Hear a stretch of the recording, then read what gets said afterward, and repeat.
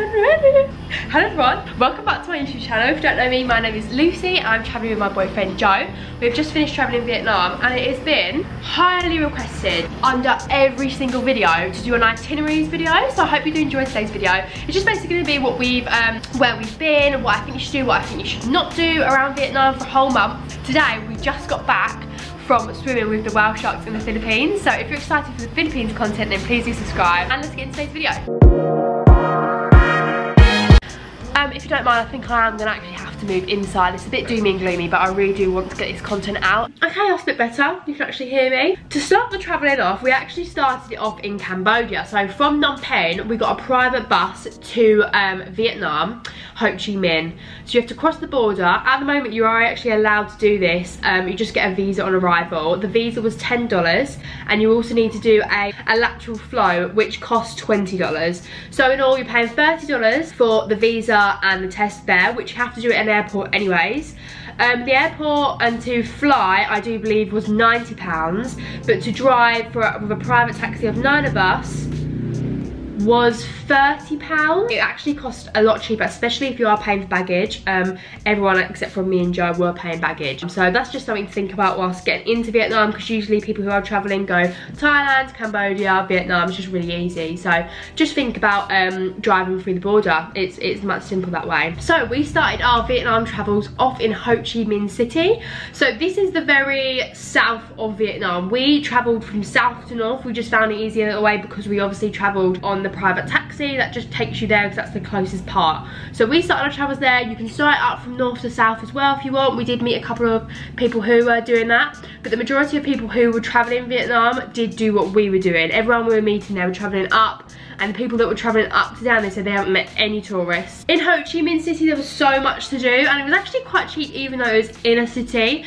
So we travelled the War Museum. I can't believe the things that they were showing in the museum. Usually, like back at home, they wouldn't show such explicit photos of the war and stuff like that. So it's very, very important to learn about that whilst you're in Vietnam. The Chi tunnels, I think that's how you pronounce it. So that it's all connected to the war as well. The tunnels that they actually went down in the war are still there that you can visit and you can go through. And then whilst we were there as well, we actually shot rifles and guns that were shot or would have been shot in the war. We stayed there for 3 nights and we had 1 night out as well.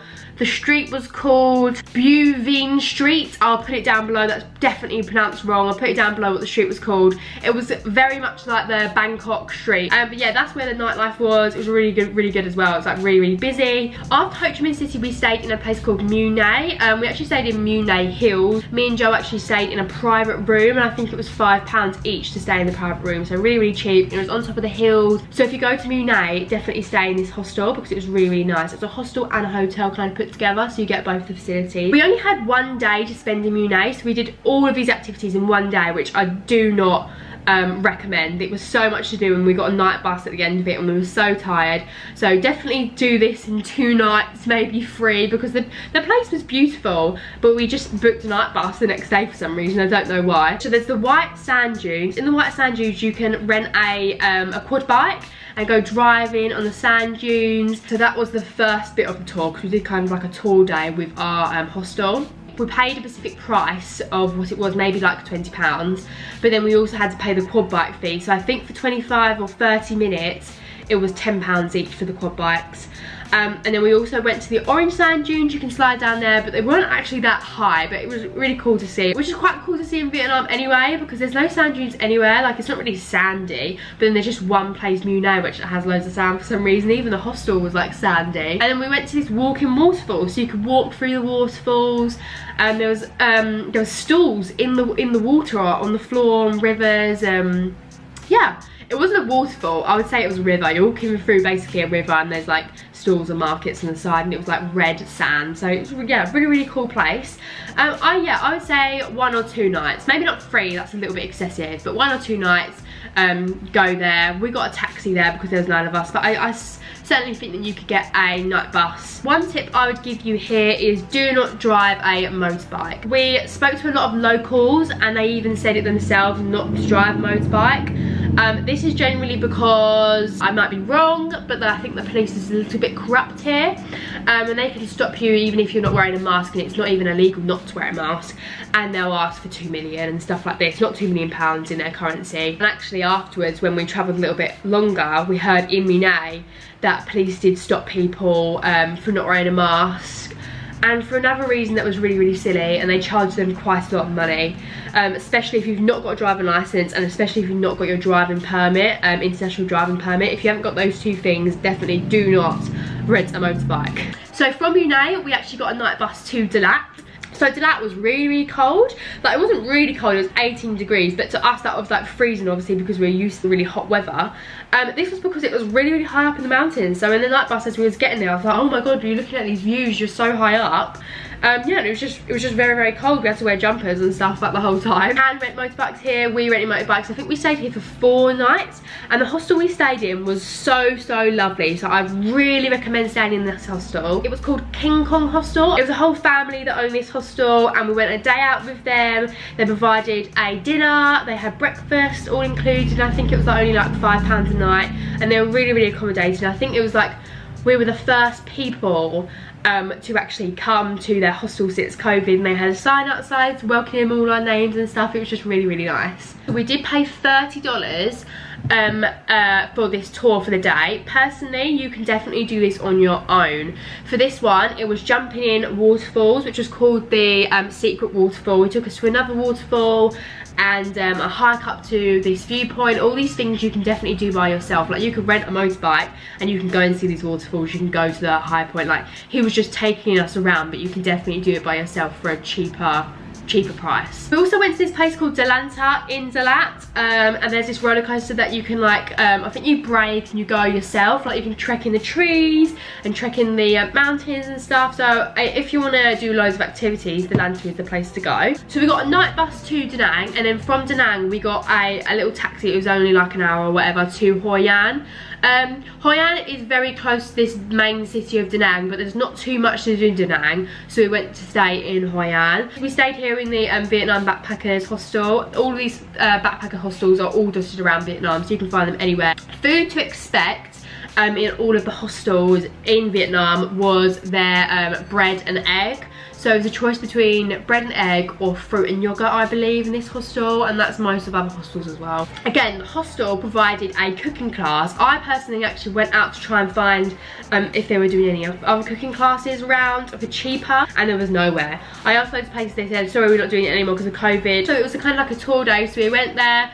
He showed us around the markets, then we did a little cooking class, and then we went on these boats. There was these people, it was like a little dancing on the bamboo boats. So that's what they do locally, I don't know, but it was really cool to see. And like, one of our mates went in, they were swinging them about and stuff, so it was a whole day thing. I think Hoi An was actually the place that we did the most. And then in the old town, they have every single night these lanterns that you can go in the little boats, and you put lanterns in the water, and it was absolutely stunning, beautiful. And they had a little market. Me and Joe got loads of souvenirs. It was really, really beautiful, and I've always had that in my head when thinking about travelling. I really wanted to do that. I knew that I'd be somewhere, and it was there, and it was really, really lovely. There's also this thing called Golden Hands Bridge, and it's a bridge that you walk over. There's also amusements up there. We paid £26 for the whole day, so that's a more expensive day, but that's the Golden Hands Bridge, these beautiful carts that go up into the mountains, the best sights I've seen. And then the amusement parks, they had these rides, the roller coasters that you do yourself. Yeah, really, really good day. Definitely have a full day to do the Golden Hands Bridge. Like, go there when it opens and you'll finish when it closes. We also got food as well. It was a buffet, so I was very full and I didn't need any other food that day. This is where we did our first motorbike drive. So if you're comfortable driving, or even if you're not comfortable driving, I hadn't even drove a motorbike. This was the first time I did a full like 4-hour drive by myself, so you can definitely do it, and it's so easy because these were automatic bikes. From Hoi An, you rent these motorbikes. We rented them from the hostel that I told you about, and then you drive a 4-hour drive to this place called Hue. The views were amazing. At that point I had never seen anything like that before. Not dangerous at all. The road itself when you're driving down there is all proper pavement. We did have a couple of falls, like someone did fall over. Not dangerous, no I'm going to hospital or anything like that. Literally just like a fall over, get back on the bike and go. It's £25 for the day, which again is a little bit expensive because all you're doing really is renting the bike. But what was so good is that you drive to Hawaii and then you give the bike back to the backpackers hostel in Hawaii. So you're giving the bike there and you're getting your bags. It's really simple and easy, and we were just like, yeah, let's just do that, because what are we going to do with the bikes? Drive them back and then get a taxi? Do you know what I mean? It doesn't really make any sense. There's an abandoned water park that we saw. I heard a lot of people saying that you have to pay off security, but we didn't see one bit of security whilst we were there. And even if you do have to pay them off, it would probably only be like £2 each or something like that, so I wouldn't even worry about getting into there. Then we got a mini private bus, again 9 people, to Phong Nha. We got a little mini private bus, the 9 of us again, to Phong Nha. In Phong Nha I think we stayed there 2 nights. The only thing to do there is the caves. So you go there purely just to see the cave. One of the caves that they have there is like one of the biggest caves in the world. Even so, the one that we went to was really big. And you can also do a day tour. So at the hostel they were doing it for £45. Me and Joe we was not gonna pay that. Also he had cut his leg, so we didn't want to go in the water, which I would suggest if you do have cuts and big cuts. It can get infected very easily. Joe's did, so stay away from the water. If you're not too bothered about the caves though, I would say miss it. Like throughout your travels, we saw a lot of caves, didn't we? Lots. So our group was going there, so we were like, yeah, okay, we'll go and see it. But if you're traveling solo, it's not the be all and end all. Like, if you can miss it, basically, it's not like amazing. So we got a night bus from Phong Nha to Ninh Binh. I think it's Phong Nha. Phong Nha, is it? Yeah. Phong Nha or Phong Nha, I'll put it down below. But we got a night bus from there to Ninh Binh. The night buses tended to, depending on obviously how long they are, you could get like 12-hour long ones or like a 6-hour long one. And they range from like £8 to £12. We only stopped at Ninh Binh because it was like a stop off point. You can't go so long, like 24 hours driving, so I think we may have done like 12 hours to Ninh Binh and then like a 6 hours to Halon Bay or something like that. So next we went to Halon Bay. We stayed there for 2 nights, but I would definitely suggest staying there longer. We really enjoyed it. It was beautiful, like the scenery, like all of the trees and the palm trees on the side and the roads, and like the whole feel of it was really modern. So we did a boat tour there. You can see all the beautiful scenery. There was a cave there as well. There's a lot of caves about. From Halon Bay we went to Sapa. Sapa is where you can do like the trekking. We didn't do the trekking because we were so tired from the night bus.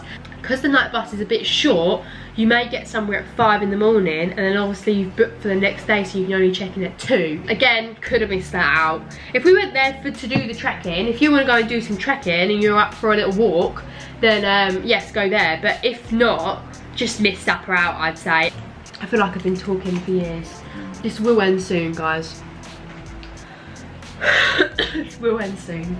In Sapa we only stayed 1 night, and then we got a night bus again to Hijang. Hijang is where we started the Hijang Loop. This loop was for 3 days. I'm not going to really talk about it too much because that was my last video. Me talking about the whole of Hijang. I filmed the whole of the 3 nights and 4 days. So if you're interested in that, then do go and have a look at that. Then from Hijang we got a VIP bus, and here we think we are, to Hanoi, which is the capital of Vietnam. It's a massive city. We actually stayed on the outskirts, like the old town or like the old city of Hanoi, because it wasn't as busy there, but it was quite nice. We did a lot of things there. We went to the train street. So there is a street where a train literally comes through, and there's set times that you can go and you can see the train coming through, which was really cool. And we also went to this it's quite touristy, but like this note cafe. So there's a cafe that's got all loads of notes around, like inspirational quotes and stuff like that. Very, like, those 2 places are very touristy, but it's really nice to see if you're there for a couple of days. And that's where we ended our Vietnam trip. It has been the best month, I would say, of our lives. Would you not agree, Joe? The atmosphere, especially with the people that we were with, like, we just enjoyed our time so much. It was one of the best places that, well, I think the best place that we have been to travel wise, just because the experiences, the Hijang Loop was just unreal. Just everything has just been absolutely amazing. So if you are traveling Vietnam, or you are going to travel Vietnam, you should be really excited because it's really good. And I hope these notes really did help you. I did get bring some notes, make sure I didn't miss anything. And if you are going to travel Vietnam and you need some like more details, maybe in Pacifics, then go and watch my other videos. Watch my other videos because there's a little bit more in detail, especially the Hijang Loop one. If you're gonna do anything in Vietnam, do the Hijang Loop. I hope you enjoyed today's video. If you did, please do make sure you give a subscribe and like, and comment down below what you'd like to see in the next one. Like I did mention in the beginning of the video, we are in the Philippines, and today we did swim with sharks, and there's so many exciting things that we are doing here. So please do subscribe if you're excited for the next video, and I'll see you in the next one. Bye!